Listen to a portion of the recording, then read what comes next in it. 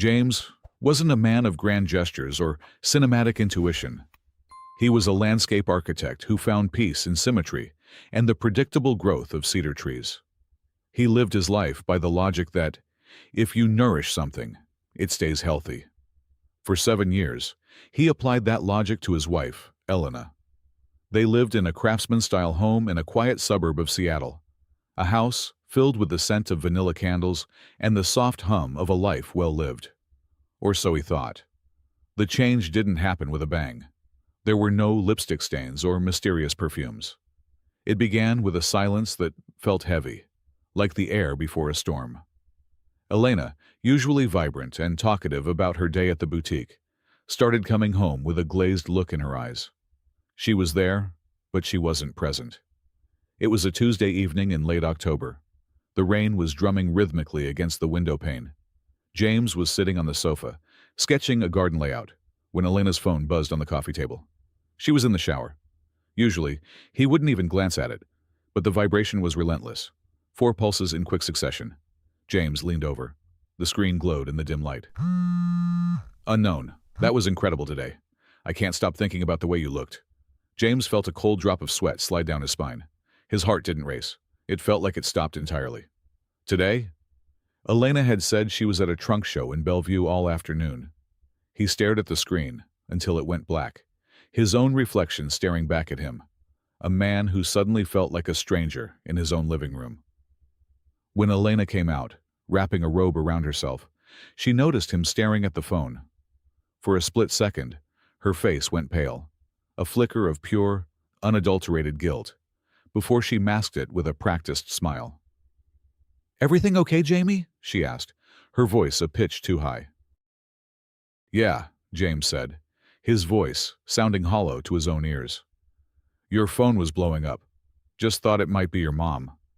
She snatched the phone up, her fingers trembling slightly. "Oh, probably just the girls from work. We're planning a surprise for Sarah's birthday." James nodded slowly. He wanted to believe her. He desperately wanted to be the crazy one. But as he watched her retreat into the bedroom, closing the door just a few inches more than usual, the symmetry of his world began to crack. The following week was a descent into a quiet, private hell. James became a ghost in his own house. He watched. He listened. He noticed how she took her phone into the bathroom, how she changed her passcode, how she started wearing the lace lingerie he hadn't seen in 2 years. Not for him, but for work events. One afternoon, James found himself parked 3 blocks away from Elena's boutique. He felt pathetic. He felt like a villain in a story he never asked to be in. He watched through the rearview mirror as Elena walked out an hour early. She wasn't wearing her work clothes. She was wearing a silk dress he'd bought her for their anniversary. She hopped into a silver sedan that pulled up to the curb. He didn't follow. He couldn't. His hands were shaking too hard on the steering wheel. Instead, he went home and sat in the dark. He realized then that he didn't want to just catch her. He needed to know the depth of the lie. If he was going to lose everything, he needed to see the full picture. That night, while she slept, he didn't check her phone. He knew she'd be too smart for that now. Instead, he went to the basement and found the old baby monitor they'd bought years ago when they thought they were going to have kids, a plan she had quietly shelved a year prior. It had a motion-activated camera that synced to an old tablet. He tucked it behind a stack of books in the den, the room she used for her late-night yoga. The next morning, while James was at a job site, his phone buzzed. A notification from the camera app. He stepped away from his crew, his breath catching in his throat. He opened the feed. The den was empty, but the audio was crisp. He heard Elena's voice, soft and intimate, a tone she hadn't used with him in months. "Elena, on phone. I know, he's so oblivious. He thinks I'm just stressed with work. It's almost sad how much he trusts me." James leaned against a tree, the bark scraping his back. The word oblivious stung more than the betrayal itself. He wasn't a genius. He wasn't a private investigator, but he was a man who had been discarded while still sitting at the dinner table. He didn't cry. The depression hit him first, a heavy, suffocating blanket of why. Why wasn't he enough? What had he missed? He stayed in that dark place for hours, staring at the dirt of the garden he was supposed to be building. But then, a new feeling emerged. Not rage, but a cold, hard clarity. She thought he was oblivious. She thought he was weak. He pulled out his phone and sent her a text, his fingers steady now. James. Hey honey, I have to work late tonight. Big deadline for the Henderson project. Don't wait up for dinner. The reply came back almost instantly. Elena. Oh, that's a shame. I'll just have a quiet night in then. Love you. James deleted the message. He wasn't going to work late. He was going to the electronics store. He needed more cameras. He needed a record. If she wanted to play a role in a house he built, he was going to make sure her final performance was caught in high definition. He drove home that evening, not as a husband, but as an architect of his own painful liberation. He looked at the house he had poured his soul into, and for the first time, it didn't feel like home. It felt like a stage. And the play was just beginning. The silence in the house was no longer peaceful. It was a tactical advantage. James moved through the hallways with the precision of a man renovating a structural flaw. He wasn't looking for a gotcha moment anymore. He was looking for the truth of who he had been sleeping next to for 7 years. James spent the next 3 days in a state of functional numbness. To Elena, he was the same quiet, reliable husband. Perhaps a bit more tired from work, but otherwise unremarkable. To himself, he was a stranger. He had installed 2 more discrete cameras, one in the kitchen disguised as a smart home hub, and another in their bedroom, tucked inside a decorative vent he'd spent 4 hours modifying. He didn't want to watch. Every time he opened the app on his phone, his stomach twisted into a knot of nausea. But the depressive fog he'd felt initially was being burned away by a cold, surgical curiosity. He needed to see how far the rot had spread. On Thursday afternoon, James sat in his truck outside a client's half-finished patio. He opened the live feed. The house was quiet. Then, he heard the front door chime. Elena was home early again. She wasn't alone. A man James didn't recognize. Tall, wearing an expensive tailored suit that screamed divorce lawyer or tech executive, walked into the frame of the kitchen camera. His name, James would later find out from a stray piece of mail Elena tucked into a drawer, was Marcus. James watched as Marcus pulled Elena into his arms. There was an ease to their movements that suggested this wasn't a new development. This was a routine. Elena. He's at the site in Tacoma today. He won't be back until 6. We have time. Marcus. You're sure? He's been acting a bit quiet lately, hasn't he? Elena. James, please. He lives in his own head. As long as the grass is mowed and I'm smiling, he doesn't notice a thing. He's predictable, Marcus. That's why I married him. He's safe. James felt the air leave his lungs. Safe. The word felt like a slur. He had built her a sanctuary, and she had turned it into a prison of his own naivety. He watched them move toward the bedroom, and he forced himself to close the app. He couldn't watch that, not yet. He sat in his truck for an hour, staring at a pile of gravel. He thought about their wedding in Napa. He thought about the time they'd spent 3 weeks in Italy, laughing over cheap wine in a Roman alleyway. Had that been a lie too? Or had he simply become a piece of furniture in her life? Functional, but invisible. His phone buzzed. A text from Elena. Elena, just finishing up some laundry, missing you. Can't wait for our date night on Friday. James stared at the heart emoji. It looked like a drop of blood on the screen. He realized then that Elena wasn't just cheating. She was a virtuoso of deception. She could kiss a stranger and then text her husband about laundry without missing a beat. That evening, James went home. He acted the part. He kissed her cheek. The skin felt cold to him now, and he listened to her talk about a difficult client at the boutique. You look tired, Jamie, she said, tilting her head with a look of feigned concern that made his skin crawl. Maybe you should take the weekend off. We could go to the cabin. Maybe, James replied, his voice steady. I have a few things to finish up first. You know me. Gotta get the foundation right. He saw a flicker of something in her eyes. Was it suspicion? No. It was boredom. She was already looking past him, probably thinking about Marcus. The next day, Friday, was supposed to be their date night. James had already decided this would be the day he gathered the final pieces of the puzzle. He told her he had to run an errand before dinner. Instead, he went to a local print shop. He had dozens of stills from the video feeds, clear, undeniable images of Marcus in their home, Marcus in their bed, Elena laughing as she poured him a glass of the expensive scotch James had been saving for a special occasion. As he sat in the parking lot, looking at the printed photos, his phone rang. It was his sister, Claire. "Hey, James. Just calling to see if you and Elena are coming to Mom's 60th next month. I need a head count for the caterer." James closed his eyes, leaning his forehead against the steering wheel. I don't think Elena will be making it, Claire." "Oh? Is she working? That boutique is really taking up all her time lately, huh?" "Something like that," James said, his voice cracking. "I'll call you back, okay?" He hung up. The weight of the betrayal was starting to crush him again. He wanted to scream. He wanted to go home and throw Marcus out the window. But he knew that wouldn't solve anything. If he reacted with violence or pure rage, he'd be the unstable husband. He needed to be the man who held the mirror up to her face. He drove to a park overlooking the Sound. He spent 2 hours just watching the water. He thought about the house. He loved that house. He had hand-sanded the floorboards. He had planted every rose bush in the yard. It was his masterpiece. And now it felt contaminated. He took out a notebook and began to write. Not a letter of anger, but a list. A list of everything he had given and everything she had taken. He sent a text to a friend of his, a real estate lawyer he'd worked with on several projects. "James, hey Mike, I need a favor. How fast can we draft a quitclaim deed for a primary residence? And I need it kept quiet."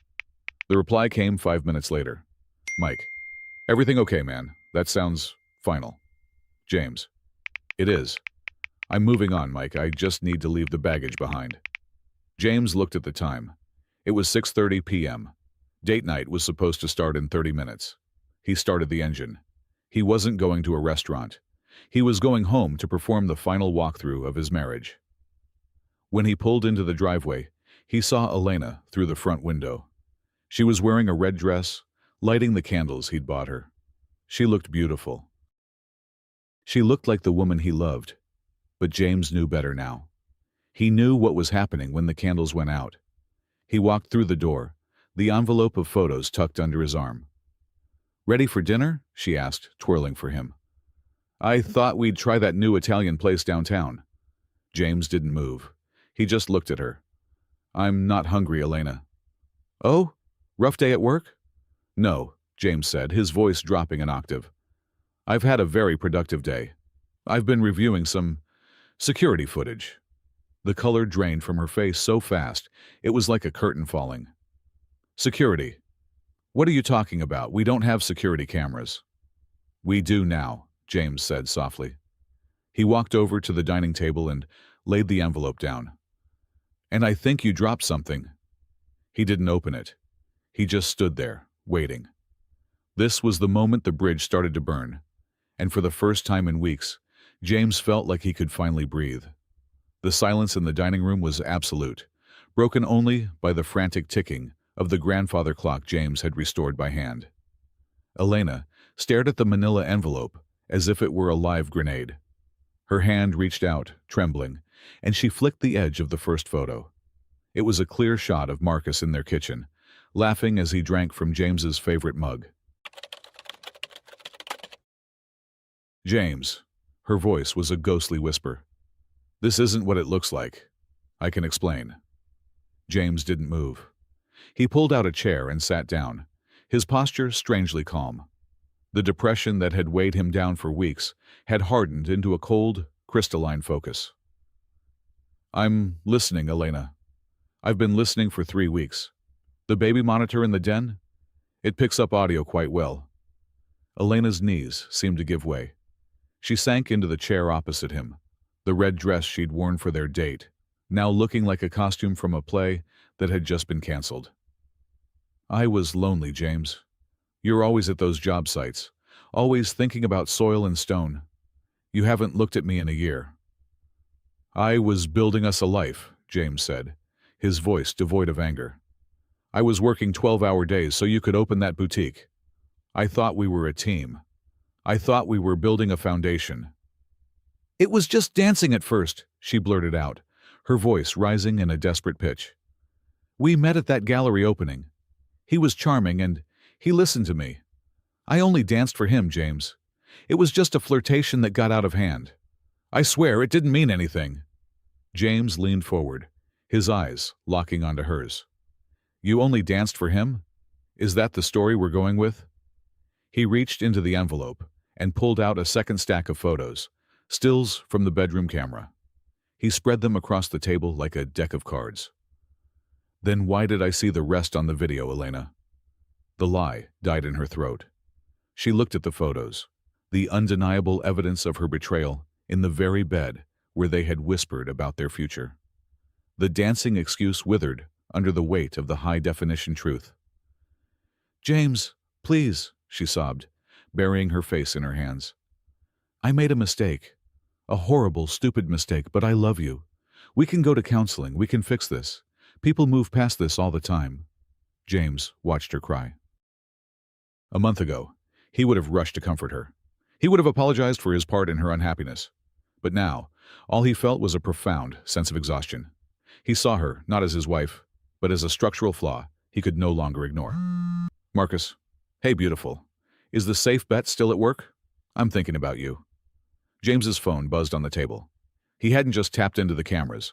He'd managed to link her old cloud account to his tablet when she'd left it logged in. A new message had just popped up. He turned the screen toward her. "Is that part of the mistake too? Or is that just more dancing?" Elena's face transformed. The sorrow vanished, replaced by a sharp, defensive edge. "So what? You've been spying on me? You've been tracking my every move like some kind of predator? That's sick, James. That's not what a husband does." "A husband doesn't have to spy when his wife is honest," James replied. He stood up and walked to the sideboard, picking up a legal document he had brought home. It was the quitclaim deed and a pre-drafted divorce settlement. He laid it on the table next to the photos of Marcus. "What is this?" she asked, her voice shaking. "It's your win, Elena," James said. "You wanted the house, you wanted the lifestyle, you wanted to be safe. Well, you're safe. I'm leaving." "You're leaving?" She looked around the room. The custom crown molding, the hand-stained floors, the gourmet kitchen. "You're giving me the house?" "I'm leaving you the house, the mortgage and the memories," James said. "I realized something today while I was watching the water. I spent 7 years pouring my soul into this place. Every nail, every plant, every coat of paint was a promise to you. But looking at those photos, I realized I don't want to live in a monument to a lie." He saw the gears turning in her head. She was already calculating. If he left her the house, she'd have the equity. "No lawyers?" "Oh, there will be lawyers." "No lawyers." "Oh, there will be lawyers," James said. "But I'm not fighting for this pile of wood and stone. I'm giving it to you because I want to forget it exists. I want to forget we existed." He picked up his keys from the counter. He had already packed a single suitcase and put it in his truck earlier that afternoon. "One last thing," James said, pausing at the door. "I called your mother today, and Sarah from the boutique." Elena's eyes widened. You told them." "I didn't have to say much," James said with a tired smile. "I just told them I was moving out and that you'd probably need their support while you and Marcus went public. I even sent them a link to the dancing video. I figured they'd want to see how happy you were." The scream Elena let out was one of pure, selfish rage. It wasn't about the loss of James. It was about the loss of her reputation. The mask was fully off now. James walked out the front door and into the cool Seattle air. He didn't look back at the glowing windows of the house he'd built. He climbed into his truck, started the engine, and felt a strange, terrifying lightness. He was a man with no home, but for the first time in years, he wasn't a man with a secret. As he pulled out of the driveway, his phone buzzed one last time. It was a text from an unknown number, Marcus. "Unknown, Elena, answer your phone." My wife just got an anonymous email with a bunch of photos. What the hell is going on? James tossed the phone onto the passenger seat and drove toward the highway. The revenge wasn't loud, and it wasn't violent. It was simply the truth, finally catching up to the lies. The highway stretched out before James, a black ribbon cutting through the damp evergreen forests of the Pacific Northwest. He didn't have a destination yet, just a direction, east. Away from the coast, away from the rain, and away from the house that had become a beautiful cage. 2 weeks had passed since James walked out of the Craftsman home. He was staying in a small, nondescript motel near Spokane. It was stripped of the luxury he was used to. No hand-woven rugs, no high-end appliances. Just a bed, a desk, and a window overlooking a pine grove. Surprisingly, he had never slept better. The silence here was different. It wasn't the heavy, suspicious silence of his marriage. It was the quiet of a blank page. His phone, which he had kept on Do Not Disturb, was a graveyard of notifications. Elena had gone through several stages of grief, mostly the angry kind. Elena, how could you? My mother won't even take my calls. You ruined my life over a mistake. Elena, Marcus's wife is suing for everything. He lost his job. Are you happy now? You're a monster, James. James scrolled past them without a flicker of guilt. He wasn't happy, but he was settled. He hadn't ruined her life. He had simply stopped holding the umbrella while she poured the water. He sat at the small motel desk and opened his laptop. He had one final task to complete. He had promised to leave her the house, and he was a man of his word. He called Mike, his lawyer friend. "It's done, James," Mike said, his voice echoing through the truck's speakers. "The papers are filed. You officially signed over your interest in the Seattle property to Elena. She has the house, the mortgage, and the tax liens. But James, are you sure about this? That's nearly $400,000 in equity you just handed her." James looked out at the sunrise hitting the tops of the pines. "Mike, that equity was built on a dream that didn't exist. If I took the money, I'd be tied to her for the next 2 years of litigation. I'd have to see her in court. I'd have to argue about who bought the refrigerator. I don't want her money. I want her gone." "She called my office, you know," Mike added with a sigh. "She's panicked. Apparently, without your income, she can't afford the property taxes or the upkeep. She's trying to sell, but the market is dipping." "Not my problem anymore," James said. "She wanted the stage. Now she has to pay for the lighting." James hung up. He felt a strange surge of energy. He hadn't realized how much of his mental space had been occupied by maintaining Elena's happiness. For years, he had been the architect of her comfort. Now, he was the architect of his own survival. He spent the afternoon at a local diner, sketching in his notebook. He wasn't drawing garden layouts for wealthy suburbs anymore. He was drawing something smaller, a cabin, something sustainable, simple, and honest. He realized he didn't need a masterpiece to be happy. He just needed a structure that didn't have any hidden rooms. That evening, he received one last message. It wasn't a text. It was a voicemail from Marcus. The man's voice was ragged, stripped of the confidence James had heard on the hidden cameras. Voicemail, Marcus. "Look, man, I don't know if you're listening, but you won. She's a mess. She keeps asking me for money to keep the house, and I'm tapped out from the divorce. She isn't who I thought she was. I guess you knew that." James deleted the message without finishing it. He didn't feel a sense of victory. There were no winners in a house fire. There was only the person who got out in time. He packed his single suitcase back into the truck. He looked at the map and saw a small town in Montana where they needed a landscape designer for a new state park. It was miles away from anyone who knew his name or his history. As he pulled out of the motel parking lot, James felt a sudden, sharp memory of the dancing video. He remembered the way Elena had looked, so carefree, so sure that she was untouchable. He realized then that his revenge hadn't been the photos or the exposure. His real revenge was leaving her exactly what she thought she wanted. He had left her the house, but he had taken the home with him. The Seattle house would eventually be sold at a loss. Elena would move into a smaller apartment. Her reputation in the tight-knit boutique community tarnished by the scandal she had created. Marcus would become a distant, bitter memory. But James was driving toward a horizon that was finally clear. He rolled down the window, letting the cold, crisp mountain air fill the cab. He wasn't the safe bet anymore. He was just James, and for the first time in his life, that was more than enough. He reached over and turned on the radio. A simple acoustic song was playing. He didn't think about the lyrics. He just listened to the melody, keeping his eyes on the road ahead, leaving the wreckage in the rearview mirror where it belonged. This story of James and Elena serves as a stark reminder that a home is built on more than just high-end materials and aesthetic symmetry. It is built on transparency. James's journey from a safe, oblivious provider to a man who reclaimed his dignity shows that the ultimate revenge isn't always a loud explosion. It is the quiet, cold withdrawal of one's presence. By leaving Elena the house, he stripped away his support, forcing her to face the reality that she couldn't sustain the lifestyle she had betrayed him to keep.